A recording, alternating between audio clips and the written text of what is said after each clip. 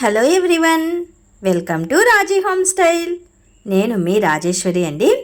ఈరోజు రాజీ హోమ్స్టైల్లో శనగపప్పు బచ్చలి కాంబినేషన్తో కమ్మటి వేపుడిని ఏ విధంగా చేసుకోవాలో సింపుల్గా ఈరోజు ఈ వీడియోలో చూసేద్దాం.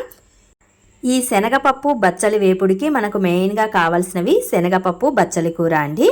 నేను ఇక్కడ ఒక అరకప్పుమైన శనగపప్పును తీసుకున్నాను. అలాగే ఒక కట్ట బచ్చలి కూరని తీసుకున్నాను. ఎర్ర బచ్చలి అండి, ఇది తెల్ల బచ్చలి కాదు, ఎర్ర బచ్చలి.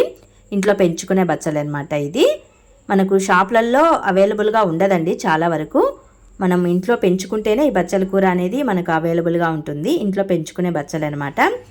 ఈ బచ్చలి కూరని చిన్న చిన్న ముక్కలుగా కట్ చేసుకోవాలి. చక్కగా కాడలు లేకుండా ఒలుచుకొని ముక్కలుగా కట్ చేసుకోవాలి. బచ్చలి కూర తినటం వలన మనకు రక్తహీనత సమస్య కూడా తగ్గుతుందండి. రక్తహీనతతో బాధపడేవారు బచ్చలి కూరని ఎక్కువగా తీసుకోవచ్చు. బచ్చలి కూర తినటం వలన మనకు ఎలాంటి ఆరోగ్య ప్రయోజనాలు కలుగుతాయి అన్న వీడియోని నేను ఆల్రెడీ మునుపటి వీడియోలలో చేశాను. ఆ వీడియో లింక్ డిస్క్రిప్షన్లో ఇస్తాను, చూసి తెలుసుకోవచ్చు. ఈ బచ్చలి కూరని కాడలు లేకుండా ఇలా ఒలుచుకొని చిన్న చిన్న ముక్కలుగా కట్ చేసుకోవాలి. శనగపప్పునైతే శుభ్రంగా కడిగేసి స్టవ్ పైన గిన్నెలో వేసేసి కొద్దిగా బాయిల్ చేసుకోవాలండి, ఉడికించుకోవాలి. మరీ మెత్తగా కాదు, లైట్గా ఉడికించుకుంటే సరిపోతుంది.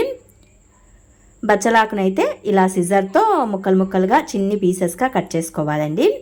ఎక్కువ టైం ఏమీ పట్టదు. ఇలా చిన్ని ముక్కలుగా కట్ చేసుకున్నామంటే తొందరగా బాయిల్ అయిపోతుంది. ఆకులు ఆకులుగా ఉంటే వేపుడికి చూడటానికి తినడానికి సరిగ్గా ఉండదు. సో ముక్కలుగా కట్ చేసేసుకోండి. శనగపప్పు బచ్చలి కూర కాంబినేషన్తో వేపుడు అనేది one of the healthy recipe అని చెప్పొచ్చండి. కొద్దిసేపటి తర్వాత చూడండి, శనగపప్పుని ఈ విధంగా బాయిల్ చేసుకోవాలి. మరీ మెత్తగా కాదు, మన పంటికి ఆనే విధంగా బాయిల్ చేసుకుంటే సరిపోతుంది. వాటర్ ఏం లేకుండా బాయిల్ చేసుకోవాలి.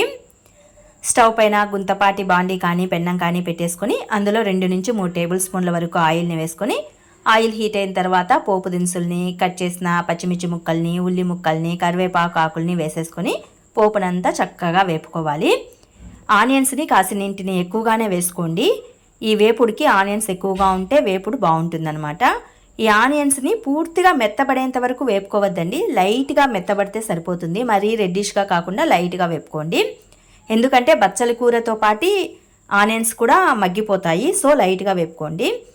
వేగిన తర్వాత ఇందులో శుభ్రంగా కడిగేసిన బచ్చలి కూరని, ఉడికించుకున్న శనగపప్పుని రెండింటిని ఒకే మారు వేసేసుకొని కాస్తంత పసుపు, మన టేస్ట్కి సరిపడా ఉప్పు వేసేసుకొని ఒకసారి చక్కగా కలియదిప్పేసేసి స్టవ్ని లో ఫ్లేమ్లోకి టర్న్ చేసేసుకొని మూత పెట్టేసుకోవాలండి.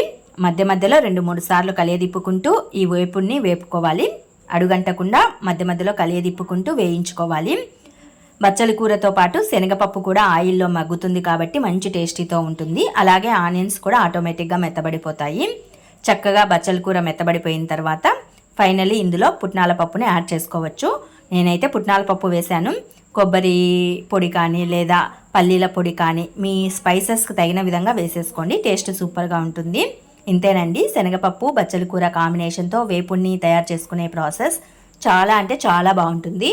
పప్పు చారు, కోడిగుడ్డు ఫ్రై, కోడిగుడ్డు పులుసు కూర ఇలాంటివి చేసుకున్నప్పుడు సైడ్ డిష్గా అయితే కనుక సూపర్గా ఉంటుంది. రైస్లో కానీ చపాతీలో కానీ ఇంకా బాగుంటుందండి. మరి మీకు ఈ శనగపప్పు బచ్చలి కూర వేపుడు ప్రిపరేషన్ వీడియో నచ్చినట్లయితే మరికొన్ని ఇలాంటి హెల్దీ రెసిపీస్ కోసం డూ సబ్స్క్రైబ్ మై ఛానల్. మీరు కూడా ఈ రెండింటి కాంబినేషన్తో వేపుడిని ప్రిపేర్ చేసి మీకు ఎలా కుదిరిందో నాకు కామెంట్ సెక్షన్లో తెలియజేయండి. Thanks to watch this video.